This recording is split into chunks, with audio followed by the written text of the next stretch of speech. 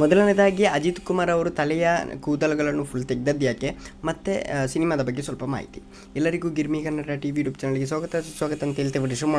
ಶುರು ಮಾಡೋಕ್ಕಿಂತ ಮೊದಲು ಯಾರೆಲ್ಲ ನಮ್ಮ ಯೂಟ್ಯೂಬ್ ಚಾನಲ್ ಮೊದಲು ನೋಡ್ತಿದ್ರಿ ಅವರೆಲ್ಲರೂ ಸಬ್ಸ್ಕ್ರೈಬ್ ಮಾಡ್ಕೊಳ್ಳಿ, ಮತ್ತಲ್ಲೇ ಪಕ್ಕದಲ್ಲಿರೋ ಬೆಲ್ಲೈಕನ್ನು ಪ್ರೆಸ್ ಮಾಡಿ. ದಕ್ಷಿಣ ಭಾರತ ಸ್ಟಾರ್ ನಟರಲ್ಲಿ ಅಜಿತ್ ಕುಮಾರ್ ಕೂಡ ಒಬ್ಬರು. ಈ ವರ್ಷ ಅವರು 2 ಸಿನಿಮಾಗಳನ್ನು ಬಿಡುಗಡೆಯಾಯಿತು. ಫೆಬ್ರವರಿಯಲ್ಲಿ ಮಹೀಜ್ ತಿರುಮೇನಿ ನಿರ್ದೇಶನದ ವಿದಾ ಮಯೂರ್ಜಿ ಚಿತ್ರ ದೊಡ್ಡ ನಿರೀಕ್ಷೆಯೊಂದಿಗೆ ಬಿಡುಗಡೆಯಾಯಿತು. ಹೀನಾಯ ಸೋತಿತ್ತು. ಆದರೆ 2 ತಿಂಗಳ ನಂತರ ಅದಿಕ್ ರವಿಚಂದ್ರನ್ ನಿರ್ದೇಶನದ ಗುಡ್ ಬೈ ಅಗ್ಲಿ ಚಿತ್ರದ ಮೂಲಕ ಉತ್ತಮ ತಿರುಗೇಟು ನೀಡಿದರು.